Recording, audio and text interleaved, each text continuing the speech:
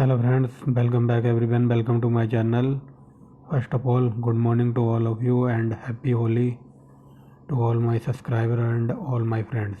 ठीक है फ्रेंड्स, तो आज होली का त्यौहार है। आप अच्छे से होली मनाना, बस पानी को ज़्यादा वेस्ट मत करना और जानवरों पर कलर मत डालना। ठीक है फ्रेंड्स, तो आज जो हमारी टॉप 100 की सीरीज चल रही है उसमें मैं काफ़ी वीडियो बनवा चुका हूँ, लगभग 12 वीडियो अपलोड कर दिए हैं। तो अब हम आगे मूव ऑन कर गए हैं। जैसे कि पहले मैंने इतिहास से रिलेटेड काफ़ी वीडियो डाल दिए हैं, तो अब हम कुछ टेस्ट देखेंगे अर्थशास्त्र के, यानी कि इकोनॉमिक्स के। ठीक है फ्रेंड्स, तो इससे पहले अगर किसी ने वो वीडियो ना देखे हों तो जाकर देख ले। चैनल पर प्रैक्टिस सीरीज चल रही है टॉप मोस्ट 100 के नाम से। तो उसी को सीरीज को आगे बढ़ाते हुए आज मैं ये प्रैक्टिस सेट लेकर आया हूँ इकोनॉमिक्स का। इसमें हम 100 क्वेश्चन का प्रैक्टिस सेट लगाएंगे और ये very very most important question है। आप क्वेश्चन का लेवल देख के ही समझ जाओगे कि वाकई में बहुत बढ़िया क्वेश्चन है जो एग्ज़ाम से रिलेटेड है और कई बार एग्ज़ाम में पूछे गए हैं। ठीक है फ्रेंड्स, तो चलते हैं क्वेश्चन पर, लगाते हैं अपना प्रैक्टिस सेट। पहला क्वेश्चन है, भारत के केंद्रीय बैंक का नाम बताएं। तो भारत का केंद्रीय बैंक है आरबीआई, भारतीय रिजर्व बैंक। भारतीय रिजर्व बैंक का मुख्यालय मुंबई में। ठीक है फ्रेंड्स, भारत में 1 रुपये के नोट पर वित्त मंत्रालय के सचिव के हस्ताक्षर होते हैं और अन्य नोटों पर, तो जो 1 रुपये का नोट वगैरह होता है ना, उस पर वित्त मंत्रालय के सचिव के हस्ताक्षर होते हैं। जो अन्य नोट है ना, करेंसी बड़ी बड़ी, जैसे हो गया 100 का नोट, 200 का, 500 का, तो उस पर आरबीआई के गवर्नर के हस्ताक्षर होते हैं। और करंट में अगर बात की जाए तो आरबीआई के गवर्नर हैं शक्तिकांत दास और ये 25वें नंबर के हैं। ठीक है फ्रेंड्स, याद रखना। अब बताना चौथे नंबर क्वेश्चन में, भारत में करेंसी नोट पर उसके मूल्य कितनी भाषाओं में लिखा होता है। ठीक है फ्रेंड, जो नोट है, जैसे मान लो 100 रुपये का नोट है तो उसका जो मूल्य है ना 100 रुपये, तो वो 17 भाषाओं में लिखा होता है। ठीक है फ्रेंड्स, याद रखेंगे 17 भाषाओं में लिखा होता है उसका मूल रूप। अब देखते हैं 5वां नंबर, कितनी भाषाओं में आरबीआई भारतीय रिजर्व बैंक करेंसी को प्रिंट करता है। तो 15 भाषाओं में। ठीक है फ्रेंड्स, क्वेश्चन दोनों समझ लीजिए। चौथा और 5वें में डिफरेंस है। इसमें यह पूछा है कि नोट पर कितनी भाषाएं लिखी होती हैं, तो 17 भाषाएं होती हैं। और 5वां क्वेश्चन है कि भारतीय रिजर्व बैंक नोटों को कितनी भाषाओं में प्रिंट करता है। तो जो फ्रंट पे लिखी होती है ना, हिंदी और इंग्लिश में फ्रंट पे लिखा होता है, और जो बैक साइड में जो प्रिंट होती है सब 15 लैंग्वेज है। ठीक है फ्रेंड्स, यहाँ पूछा कि कितनी भाषाओं में प्रिंट करता है, तो 15 भाषाओं में प्रिंट करता है। 2 भाषाएं हिंदी और इंग्लिश सामने लिखी होती है नोट पे, और बैक साइड में 15 भाषाएं लिखी होती हैं। ठीक है फ्रेंड्स, डिफरेंस समझ गए होंगे। ऊपर में पूछा कितनी भाषाओं में लिखी होती है, तो 17, और कितनी भाषाओं में प्रिंट करता है आरबीआई, तो 15 भाषाओं में। अगर अभी थोड़ा कन्फ्यूजन हो तो नोट आपके पास होंगे, चाहे 100 का हो, 200 का हो, 500 का, आप उसे देख लेना। फ्रंट में लिखी होंगी 2 लैंग्वेज, हिंदी और इंग्लिश, और बैक साइड में 15 भाषाएं प्रिंट होंगी। ठीक है फ्रेंड्स, अब चलते हैं, भारत में राष्ट्रीय आय की गणना सीएसओ द्वारा की जाती है। ठीक है फ्रेंड्स, केंद्रीय सांख्यिकी संगठन, और इसका मुख्यालय है दिल्ली में। 7वां नंबर देखते हैं, किस बैंक पर कोई भी व्यक्ति अपना खाता नहीं खोल सकता। तो भारतीय रिजर्व बैंक है। ठीक है फ्रेंड्स, योजना आयोग के अध्यक्ष प्रधानमंत्री जी होते हैं। भारत में किस विदेशी बैंक की सर्वाधिक शाखाएं हैं। तो देखिए फ्रेंड्स, भारत में किस विदेशी बैंक की सबसे ज़्यादा शाखाएं हैं। तो स्टैंडर्ड चार्टर्ड बैंक। ठीक है friends, Britain, standard chartered bank है ना, ये ब्रिटेन का है। इसकी सबसे ज़्यादा हमारे देश में ब्रांचेस हैं। 10वां नंबर क्वेश्चन, देश में किस भारतीय बैंक की सर्वाधिक शाखाएं हैं। तो अपना है भारतीय स्टेट बैंक। ठीक है फ्रेंड्स, 11वां नंबर, भारत का अधिकतम विदेशी व्यापार संयुक्त राज्य अमेरिका के साथ होता है। ठीक है फ्रेंड्स, अर्थशास्त्र के जनक एडम स्मिथ को कहा जाता है। किस कार्ड से बैंक को उच्च जोखिम होता है। ठीक है फ्रेंड्स, मतलब वो कार्ड बताना है कि जिससे बैंक को उच्च जोखिम होता है, तो वह है क्रेडिट कार्ड। 14वां नंबर देखिए, पद बैंक्यूरेशन से क्या तात्पर्य है। ठीक है फ्रेंड्स, पद बैंक्यूरेशन से क्या तात्पर्य है। तो बैंकों द्वारा दी जा रही कंपोजिट वित्तीय सेवा जिसमें बीमा उत्पादन शामिल होता है। ठीक है फ्रेंड्स, इसका मतलब है। आगे देखते हैं, 15वां नंबर, वह दर जिस पर कॉमर्शियल बैंक आरबीआई से उधार लेते हैं तो उसे रेपो दर कहते हैं। ठीक है फ्रेंड्स, मान लो कोई बैंक है छोटा मोटा, तो वो भारतीय रिजर्व बैंक से उधार लेता है ना पैसे, तो उसे रेपो दर कहते हैं। और जिस बैंक से जो आरबीआई जो अपना कर्जा देती है ना, तो उसे तो रेपो दर कहते हैं। और जिस बैंक से आरबीआई मतलब ये भारतीय रिजर्व बैंक है ना, बैंक को से वापस लेता है, तो उसे कहते हैं रिवर्स रेपो दर। ठीक है फ्रेंड्स, समझ गए होगे आप। अगर सिंपल वे में समझाऊँ, मान लो आप हो, आपने किसी को मतलब ब्याज पे पैसे दिए, या फिर ब्याज पे पैसे दिए तो आपसे पैसे वो चले गए ना, तो आपने दे दिए तो रेपो दर, और फिर आप वापस लोगे ना रिवर्स। जब वो पैसे आपके पास वापस आएंगे तो रिवर्स आएंगे ना, तो उसे कहेंगे रिवर्स रेपो दर। ठीक है फ्रेंड्स, ऐसे ही बैंकों के साथ होता है। तो आगे चलते हैं। राष्ट्रीयकृत बैंकों को निम्नलिखित में से किस नाम से बुलाया जाता है? सरकारी क्षेत्र का बैंक। ठीक फ्रेंड्स, अब थोड़ा स्पीड में चलते हैं। रिजर्व बैंक ऑफ इंडिया का राष्ट्रीयकरण 1949 में हुआ था। यूनिट ट्रस्ट ऑफ इंडिया की स्थापना कब हुई? तो 1964 में। सार्वजनिक क्षेत्र में बैंकों को कौन सार्वजनिक क्षेत्र में कौन सा बैंक सबसे बड़ा है? तो भारतीय स्टेट बैंक। ठीक है फ्रेंड्स, राष्ट्रीय आपात विकास किसकी सहयोगी संस्था है? तो ये भारतीय रिजर्व बैंक की है। अंतर्राष्ट्रीय बाजार में जिस मुद्रा की आपूर्ति मांग की अपेक्षा कम हो, तो वह कौन सी करेंसी कहलाएगी? तो वो हार्ड करेंसी कहलाएगी। ठीक है फ्रेंड्स, ये इंटरनेशनल लेवल पर बात हो रही है। 1955 में इंपीरियल बैंक का राष्ट्रीयकरण किस बैंक की स्थापना की गई थी? ठीक फ्रेंड्स, तो ये है स्टेट बैंक ऑफ इंडिया। ठीक फ्रेंड्स, 1955 में इंपीरियल बैंक का राष्ट्रीयकरण कर किस बैंक की स्थापना की गई थी? तो स्टेट बैंक ऑफ इंडिया।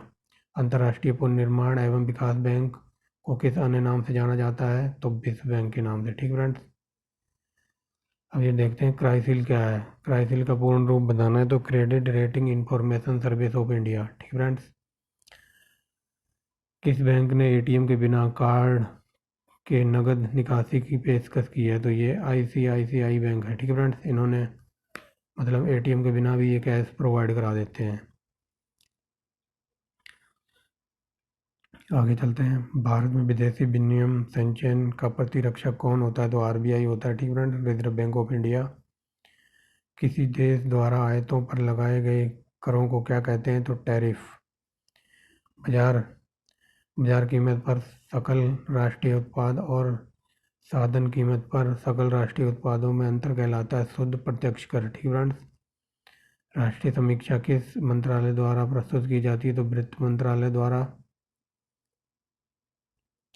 आगे देखते हैं 30 नंबर। आयकर, निगम कर, व्यय कर, उपहार कर, संपत्ति कर, ब्याज कर, होटल और पर्यटन कर, ये सारे केंद्र सरकार के द्वारा लगाए जाते हैं। ठीक है फ्रेंड्स, सूती वस्त्र उद्योग के क्षेत्र में भारत का बोस्टन अहमदाबाद को कहते हैं। मनी मनी लॉन्ड्रिंग बिल का क्या उद्देश्य है? तो अवैध रूप से प्राप्त किए गए धन की आवाजाही पर निगरानी रखना, इसे कहते हैं मनी लॉन्ड्रिंग। खाद्य एवं कृषि संघ का संगठन कहाँ है? तो ये इटली के रोम में है। ठीक है फ्रेंड्स, खाद्य एवं कृषि संगठन का मुख्यालय इटली के रोम में है। मुद्रा संकुचन का क्या कारण होता है? तो वस्तुओं और सेवाओं की पूर्ति की तुलना में मुद्रा की पूर्ति में कमी। ठीक है फ्रेंड्स, इसे मुद्रा संकुचन कहते हैं। आगे चलते हैं। राष्ट्रीय कोष में सर्वाधिक धन किस माध्यम से जमा होता है? तो उत्पादन और शुल्क। नाबार्ड से तात्पर्य है, तो नाबार्ड की फुल फॉर्म लिखी हुई है यहाँ, national bank for agriculture and rural development. ठीक है फ्रेंड, इसकी स्थापना की बात की जाए तो 22 जुलाई 1982 को इसकी स्थापना हुई थी। ठीक है फ्रेंड्स, याद रखेंगे। आगे चलते हैं। किस राज्य की अर्थव्यवस्था को मनी लॉन्ड्रिंग। आगे देखते हैं फ्रेंड्स 37 नंबर। किस राज्य की अर्थव्यवस्था को मनी ऑर्डर अर्थव्यवस्था कहा जाता है? तो उत्तराखंड में। ठीक है फ्रेंड्स, 38 नंबर देखते हैं। ग्रामीण विद्युतीकरण निगम की स्थापना 1969 में हुई थी। मंगला क्या है? तो राजस्थान में एक तेल के कुएं का नाम है मंगला। ठीक फ्रेंड्स, आगे देखते हैं 40 नंबर। एशिया का वह प्रथम व्यक्ति कौन है जिसे अर्थशास्त्र का नोबेल प्राप्त हुआ है? तो अमर्त्य सेन है। ठीक फ्रेंड्स, वेल एंड कैपिटल नामक पुस्तक किसकी है? ठीक फ्रेंड्स, वैल्यू एंड कैपिटल, तो ये हिस्क की है। ठीक फ्रेंड्स, ये वैल्यू एंड कैपिटल पुस्तक है हिस्क की। करेंसी एंड फाइनेंस का वार्षिक वित्तीय प्रकाशन रिजर्व बैंक ऑफ इंडिया द्वारा किया जाता है। नरसिंगन समिति ने देश के बैंकिंग ढांचे को कितनी स्तरीय बनाने का प्रस्तुतिकरण किया था। तो ये चार, ठीक फ्रेंड्स, इन्होंने ये कहा था कि बैंक में 4 स्तरीय ढांचा होना चाहिए। मंदड़िया और तेजड़िया ये शेयर बाजार से संबंधित हैं। दलाल स्ट्रीट मुंबई में स्थित है। भारत का सबसे पुराना स्टॉक एक्सचेंज मुंबई एक्सचेंज है। ठीक फ्रेंड्स, भारत का सबसे बड़ा म्यूचुअल फंड कौन सा है? तो UTI, union trust of India. वास्तविक राष्ट्रीय आय दर्शाती है स्थिर कीमतों पर राष्ट्रीय आय। ठीक फ्रेंड्स, 49 नंबर देखते हैं। भारतीय अर्थव्यवस्था का कौन सा क्षेत्र सकल राष्ट्रीय उत्पाद में सबसे बड़ा योगदान देता है? तो तृतीय क्षेत्र। केंद्र सरकार को सबसे अधिक शुद्ध राजस्व मिलता है तो एक्साइज ड्यूटी से। ठीक फ्रेंड्स, ये बताया गया है कि केंद्र सरकार को सबसे ज़्यादा जो आय में होती है ना, वो एक्साइज ड्यूटियों से होती है, जो कर वगैरह लगाते हैं। 51 नंबर देखिए। भारत में पहली औद्योगिक नीति की घोषणा 1 जनवरी 1951 में की गई थी। बैंक जिस कम दर पर उधार नहीं दे सकता उस दर को क्या कहते हैं? तो उधार दर। ग्रामीण टेक्नोलॉजी संबंधित स्वायत्त संगठन का नाम है तो कपार्ट। ठीक फ्रेंड्स, ग्रामीण टेक्नोलॉजी संबंधी स्वायत्त संगठन का नाम है कपार्ट। जब किसी बैंक को आरबीआई अधिनियम की दूसरी अनुसूची में शामिल किया जाता है तो उसे कहते हैं अनुसूची बैंक। बैंकों और वित्तीय संस्थानों का समान डाटा संचार के लिए आरबीआई द्वारा शुरू किया गया नेटवर्क तो उसे नेट बैंकिंग कहते हैं। भारत में बैंकों का राष्ट्रीयकरण कितने चरणों में हुआ था? तो 2 चरणों में हुआ था। और सबसे पहले हुआ था 1969 में 14 बैंकों का। ठीक है फ्रेंड्स, याद रखेंगे। उसके बाद हुआ था 6 बैंकों का बाद में। सबसे पहले ये क्वेश्चन कई बार पूछा जाता है, भारत में बैंकों का राष्ट्रीयकरण कब हुआ था? तो 1969 में हुआ था और 14 बैंकों को हुआ था। ठीक फ्रेंड्स, आगे चलते हैं। वह पहली समिति जिसमें बैंकिंग प्रणाली को यंत्रीकरण से संबंधित सिफारिशें दी थी तो ये थी रंगराजन समिति। बंद अर्थव्यवस्था से क्या तात्पर्य है? तो बंद अर्थव्यवस्था जो ना तो आयात होता है ना ही निर्यात होता है। ठीक फ्रेंड्स, जैसे कि ये ब्राज़ील वगैरह, ये स्विट्ज़रलैंड वगैरह और क्या कहते हैं, ये हॉलैंड वगैरह है ना, और ये नॉर्वे साइड जो कंट्री हैं, इनमें ना तो कोई बाहर से ये माल मंगाते और ना ही अपने देश का जो बना हुआ माल है ये बाहर भेजते। ठीक फ्रेंड्स, जैसे इंपोर्ट एक्सपोर्ट हो गया तो ये ना तो आयात करते हैं अपने देश से किसी देश के साथ और ना ही अपने देश का माल किसी को बाहर भेजते हैं, तो इसे कहते हैं बंद अर्थव्यवस्था। बाहर देशों से लेना देना बिल्कुल नहीं है। ठीक फ्रेंड्स, समझ गए होंगे आप। केंद्रीय सांख्यिकी संगठन का मुख्य कार्य क्या है? तो अनुमानित राष्ट्रीय आय प्रकाशन करना। ठीक फ्रेंड्स,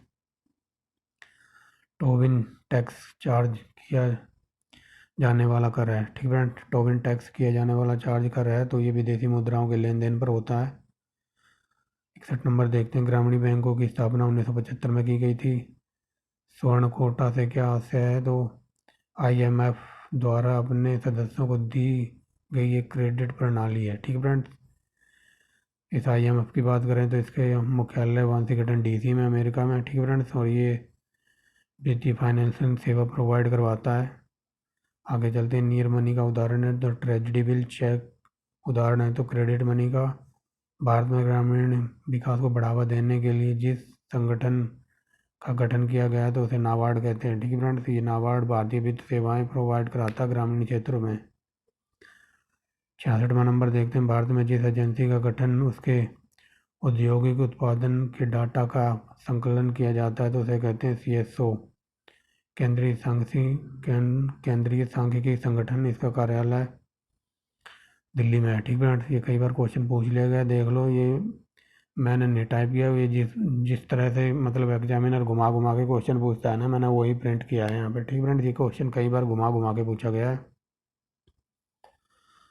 तो बैंकिंग प्रणाली में नेफ्ट और आरटीजीएस से क्या तात्पर्य है? तो एक बैंक से दूसरे बैंक में इलेक्ट्रॉनिक निधि से हस्तांतरण। ठीक है फ्रेंड्स, देखते हैं नेफ्ट और आरटीजीएस को। तो जो एक बैंक से दूसरे बैंक में ना जो इलेक्ट्रॉनिक ट्रांसफ़र होता है ना उसको कहते हैं। ठीक फ्रेंड्स, और इसमें मान लो बहुत बड़ी रकम होती है। मान लो अगर आपको थोड़े पैसे चाहिए, 50-60 हज़ार चाहिए, तो आप बैंक से निकलवा भी सकते हो। अगर किसी को 10 करोड़ ही चाहिए हो तो 10 करोड़ चाहिए हो या किसी को देने हो तो ये जो आरटीजीएस है ना, ये जो बड़ी रकम होती है तो इसको एकदम बैंक में ट्रांसफ़र कर देता है, एक बैंक से दूसरे बैंक में। जैसे कि बड़े बिजनेसमैन वगैरह हो गए ना, जो ये बिजनेसमैन है ये इनकी करोड़ों की डील होती है, तो मान लो 10 करोड़ है, 50 करोड़ है, तो ये आरटीजीएस से एकदम सीधा दूसरे बैंक में ट्रांसफ़र कर देते हैं। ठीक फ्रेंड्स, अब मान लो आप एकदम 10 करोड़ रुपए लेने खड़े हो जाओगे बैंक में, तो इतना तो कैश भी नहीं होता और फिर इतने में निकालने में भी टाइम लगेगा।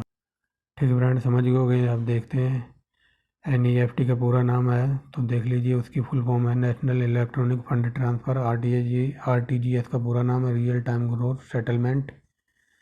बैंकिंग लोकपाल से आशय है ग्राहकों की शिकायतों का समाधान करना। ठीक फ्रेंड्स, संकट के समय वाणिज्यिक बैंकों को जो आरक्षित बतौर बफर चल निधियाँ काम कर सकती हैं वह है तो एसएलआर। धन संशोधन से तात्पर्य है। ठीक फ्रेंड, धन संशोधन क्या होता है देखते हैं। अवैध रूप से प्राप्त धन का परिवर्तन। ठीक फ्रेंड्स, गता चेक क्या होता है, तो चेक हमारी गता चेक जिसके जारी होने की तारीख से 6 महीने पूरे हो जाएं। ठीक फ्रेंड्स, उसे गता चेक कहते हैं। मान लो आपने चेक जारी किया और वो चेक 6 महीने से ऊपर हो गया तो उसे गता चेक कहेंगे। ठीक फ्रेंड, विलास वस्तुओं के क्रय मूल्य के लिए बैंकों द्वारा दिया गया ऋण, तो टिकाऊ उपभोक्ता वस्तु ऋण कहते हैं उसे। मुद्रास्फीति को नियंत्रण करने के लिए भारतीय रिजर्व बैंक द्वारा किया जाने वाला उपाय है तो रेपो दर और रिवर्स रेपो दर को बढ़ाना। ठीक है फ्रेंड, ये मैंने आपको ऊपर बता ही दिया है। बैंकों द्वारा ऋण देने के उद्देश्य से किसी व्यक्ति के खाते में की गई जमा राशि को उसको कहते हैं व्युत्पन्न जमा। ठीक फ्रेंड्स, जब बैंक ऋण देता है और उसके खाते में जो पैसे आते हैं तो उसे कहते हैं व्युत्पन्न जमा। मुद्रा व्यय है जो मुद्रा का कार्य करे, ऐसा कहा था वाकर ने। मुद्रा व्यय है जो आगे देखते हैं फ्रेंड, मुद्रा व्यय वस्तु है जिसे सामान्य स्वीकृति प्राप्त हो, तो ऐसा कहा था स्लीलिंग मैन ने। ठीक फ्रेंड, स्लीलिंग मैन ने कहा था ऐसा। आगे चलते हैं भारत। ठीक है फ्रेंड्स, आगे देखते हैं कहाँ तक हो गया था। 78 नंबर तक है ना, 78 नंबर तक हो गया था। चलो एक बार दोबारा करवा देता हूँ। मुद्रा वह वस्तु है जिससे सामान्य स्वीकृति प्राप्त हो, तो ऐसा किसने कहा था, ये ऐसा कहा था सेलिंग मैन ने। भारत में प्रथम पूर्णतः भारतीय मिश्रित बैंक कौन सा था। ठीक फ्रेंड्स, जिसकी स्थापना 1981 में की गई थी, तो अवध वाणिज्यिक बैंक था। इंपीरियल बैंक ऑफ इंडिया की स्थापना 1921 में की गई थी। भारतीय रिजर्व बैंक के पहले गवर्नर थे सीडी देशमुख। ठीक फ्रेंड्स, बैंक की क्रिया का बैंक की क्रियाओं पर सरकार के नियंत्रण और सामाजिक नियंत्रण को कहते हैं। यह नीति कब लागू की गई थी, तो 1 फरवरी 1969 को। यूको बैंक का प्रधान कार्यालय कोलकाता में। ठीक फ्रेंड्स, यूको का मुख्यालय कोलकाता में, याद रखेंगे। आगे देखते हैं जब केंद्रीय बैंक शाखा का विस्तार करना चाहता है तब उसे क्या कहते हैं, तो यह बैंक दर को घटा देता है। ठीक फ्रेंड्स, जब केंद्रीय बैंक शाखा का विस्तार करना चाहता है तो वो बैंक दर को घटा देता है। आगे चलते हैं, भारत में प्रथम मिश्रित पूंजी बैंक था, तो बैंक ऑफ हिंदुस्तान ये मिश्रित पूंजी बैंक था। बैंकिंग 87 नंबर देखेंगे, बैंकिंग क्षेत्र के अंतर्गत आएगा तो सेवा क्षेत्र के। ठीक फ्रेंड्स, कई बार एग्जाम में पूछा हुआ है। आगे देखते हैं कौन सा प्रथम भारतीय व्यावसायिक बैंक था जो पूर्णतः भारतीय स्वामित्व एवं प्रबंधक था, तो CBI central bank of India. ठीक फ्रेंड्स, पंजाब नेशनल बैंक जो कि 1895 में गठित हुआ, इसका प्रधान कार्यालय था लाहौर में। किसी वयस्क बालिका के बचत खाता खोलने को बैंकिंग शब्दावली में कहेंगे रिटेल बैंकिंग। ठीक फ्रेंड्स, 1 रुपये का अवमूल्यन सबसे पहले 20 सितंबर 1949 को हुआ था। ठीक फ्रेंड्स, दूसरी बार रुपये का अवमूल्यन 6 जून 1966 को हुआ था और तीसरी बार इसका अवमूल्यन 1 जुलाई 1991 को हुआ था। ठीक फ्रेंड्स, 3 बार हुआ था अभी तक।